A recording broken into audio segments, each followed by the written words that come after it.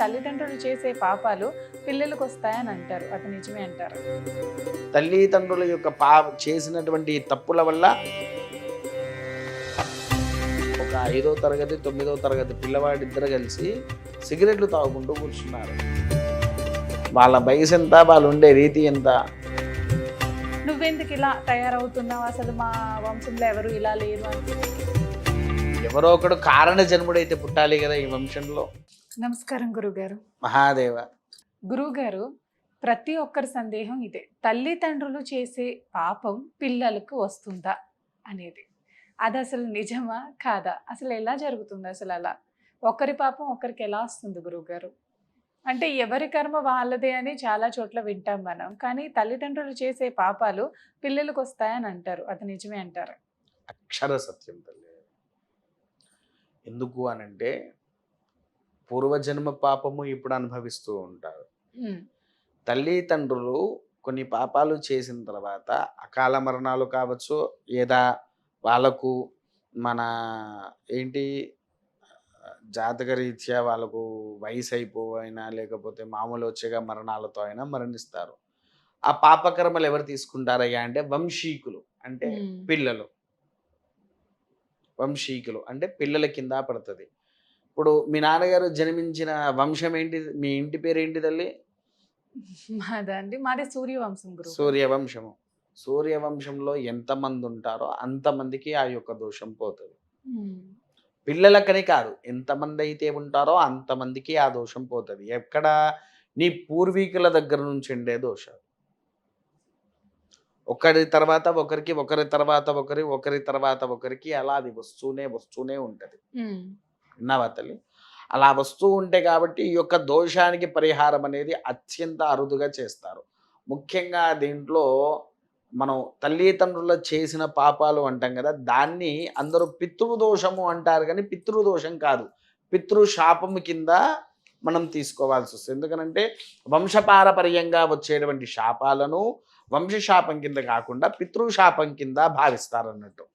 అర్థమైంది? ఎందుకనంటే నీవున్నావు తల్లి, నీవే ఉన్నావు, నువ్వేదో ఒక పని చేయాలనుకుంటున్నావు, అనుకోకుండా వెళ్తూ ఉంటే చూడకుండా ఒక కుక్కనో పిల్లినో తొక్కేసావు, లేదా మా చీమైనా సరే తొక్కిందంటే మనకు పాపమే. ఎందుకంటే మనం తెలిసి తెలవక ఒక మూగజీవిని చంపేసినట్టు. తెలిసి తెలవక ఇప్పుడు ప్రస్తుతం నడుస్తున్న ఈ సమాజంలో మాంసాహారం కోసం పశువులను చంపేసి తింటున్నారు కదా, దాన్ని తిన్నా కూడా దోషమే. విన్నావా తల్లి? అందుకోసం ఏంటి అనంటే చేసే విధితత్వ ఆచరణలో ఉండేటువంటి ప్రతి ఒక్క పనులు మనకు ఖచ్చితంగా పిల్లలకు పెద్దలకు వర్తిస్తుంది. కాకపోతే ఇక్కడ ఏంటి అనంటే భార్య చేసే తప్పులు భర్తకు చూపిస్తుంది, భర్త చేసే తప్పులు భార్యకు రాదు. అదేంటి స్వామి? ఎందుకు అనంటే తల్లి, తన వంశానికి తను వచ్చింది, అంటే వేరే వంశం నుంచి ఈ వంశానికి వచ్చింది ఈ అమ్మాయి. ఈ అమ్మాయికి అటువైపు ఇటువైపు రెండు పడుతూ ఉంటాయి. అవునా? అయితే ఇక్కడ భర్త తాళి కట్టినవాడు కాబట్టి భర్త పూజ చేస్తే అందరికీ వర్తిస్తుంది ఇంట్లో. కానీ భార్య చేసేది తన మంగళసూత్ర బలాన్ని కాపాడుకోవడానికి, నిత్య సుమంగళి సౌభాగ్యంతో ఉండడానికి కోసము ఆచరిస్తూ ఉంటారు. అవునా? వీళ్ళు చేసే పనుల వల్ల భర్తకు చాలా ఇబ్బందులు కూడా తయారవుతూ ఉంటాయి. భార్య చేసే కొన్ని పనుల వల్ల, అంటే దానికి చిన్న ఉదాహరణ చెప్తాను. ఎగ్జాంపుల్, నైటీ ఉంది తల్లి, నైటీలో నువ్వు దేవుడి దగ్గర దీపం వెలిగించావు, అది దోషం కింద పడి నీ భర్తను చిందరవందర చేస్తుంది. ఒకటి. వంట వండుతూ ఉన్నావు, వంట వండేటప్పుడు కొంతమంది ఏం చేస్తారంటే టేస్ట్ చూస్తున్నారు నాలుకలతోని, అది మహాపాపం, దోషం. దాన్ని కూడా భర్తకు తినిపించకూడదు. ఇదపూర్వంలో చూడరు తల్లి, మొదలు భర్త తిన్నాక భార్య తినేది. అవునా? ఇప్పుడు భార్య తిన్నాకనే భర్త తినాల్సి వస్తుంది. అవునా? అవునా కాదా? ఇవన్నీ ఇంటికి దోషం కింద మారి ఇవన్నీ ఏమవుతుంది, పిల్లల మీదకి సాకుద్ది. పిల్లల మీదకి సోకేసరికి అదేమవుతుంది అనంటే పిల్లల యొక్క మనస్తత్వాన్ని చిన్న భిన్నం చేస్తుంది. ఇప్పుడు అదే ఇలాంటివన్నీ జరుగుతున్నాయి కాబట్టి పిల్లలు చూడు చిన్న వయసులోనే ఫోన్ అడిక్టెడ్ అవ్వడం. చిన్న వయసులోనే నేను మొన్న చూశాను ఒక 5వ తరగతి, 9వ తరగతి పిల్లవాడిద్దరు కలిసి సిగరెట్లు తాగుకుంటూ కూర్చున్నారు. హ్మ్.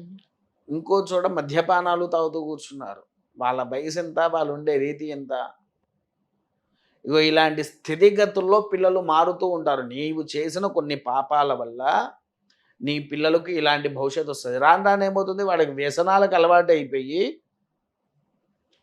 వాడి యొక్క ఆరోగ్యాన్ని వాడే పాడు చేసుకొని, వాడి యొక్క స్థితిగతుల్ని మార్చేసేసి, తల్లిదండ్రుల యొక్క చేసినటువంటి తప్పుల వల్ల అనుభవిస్తున్నది పిల్లలే గదా!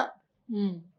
అది గుర్తుపెట్టుకోరా తల్లి. అందుకోసమే చేసే విధి తత్వాల్లో లోపము లేకుండా ఉండే అవి మీ యొక్క పిల్లలకు చూపియవు. ఇదైతే ఖచ్చితంగా చెప్పగలుగుతా తల్లి. తల్లిదండ్రులు చేసే పాపం పిల్లలకొస్తుందా అని అడిగిన దానికి మీరు చాలా బాగా క్లారిఫై చేశారు గురువుగారు. అలాగే ఇప్పుడు పిల్లలు బుద్ధులుంటాయి కదా! కోపం, ఉక్రోషం అనేవి కూడా అవి తల్లిదండ్రుల నుంచే వస్తాయా? సంక్రమిస్తాయా? లేదంటే వాళ్ళు స్వతహాగా పూర్వజన్మ ఫలితం ప్రకారం వాళ్ళు అలా నడుచుకుంటారా? అంటే నువ్వెందుకు ఇలా తయారవుతున్నావు? అసలు మా వంశంలో ఎవరు ఇలా లేరు అని మాటలు కూడా వస్తూ ఉంటాయి కదా గురువుగారు. అవేమంటారంటే తల్లి వంశపారపర్యం నుంచి వచ్చేది అయినా చెప్పవచ్చు. రెండోది ఏంటి అనంటే పుట్టిన సమయము, హ్మ్. నక్షత్ర విధి తత్వాలు, పాదము, గుణగణ, హ్మ్. స్వభావాలు అన్నీ కలిపి జాతక కుండలిలో ఉంటది తల్లి. ఓకే. అప్పుడు వాడు కోపిష్ఠుడా ఏంటిదా అనేది వట్టికే మనకు తెలిసిపోతది. హ్మ్. ఇంకొంతమంది అన్న ఏది ఇంతవరకు మన వంశంలో ఇలా లేరు లేరు అనంటే ఎవరో ఒకడు కారణ జన్ముడైతే పుట్టాలి గదా ఈ వంశంలో. అవునా? హ్మ్. అది మంచివాడే కావచ్చు, చెడ్డవాడే కావచ్చు. మన దగ్గర లేనిది కొత్తదనం వస్తుంది అని అర్థం. కొత్తగా ఇంకోటి వస్తున్నది అని. అంటే ఇప్పుడు చూడు ఒక వాటర్ బాటిల్ ఉంది నాన్న. హ్మ్. కెన్లీ తీసుకుందాం. కెన్లీ ఒక్కటే నడుస్తుందా భారతదేశంలో? ఏం నడుస్తుంది? చాలా ఉన్నాయి గురువుగారు. So many types of waters. ఇంకా చెప్పాలి అంటే అదే పెద్ద పెద్ద స్టార్ హోటల్స్‌కెళ్తావు. హ్మ్. వాళ్ళ బ్రాండే పెట్టుకుంటారు దాంట్లో. బాటిల్ కూడా వాళ్ళదే పెట్టుకుంటారు. అవునా? అంటే ఒక కొత్తది వస్తూనే ఉంటారు. ఎందుకనంటే జన్మ జన్మకు మనిషి యొక్క విధితత్వాలను మారుస్తూ పుట్టిస్తూ ఉంటాడు హ్మ్. భగవంతుడు. అంటే ఆ పైనుండే భగవంతుడు వాడి తలరాతలు ఏ విధంగా ఎలా మారుస్తాడా అనేది తెలవదు కాబట్టి కొత్త రూపంలో జన్మిస్తూనే ఉంటారు తల్లి. చాలా చక్కగా వివరించారు గురువుగారు. ధన్యవాదాలు. మహాదేవ. నమస్కారం.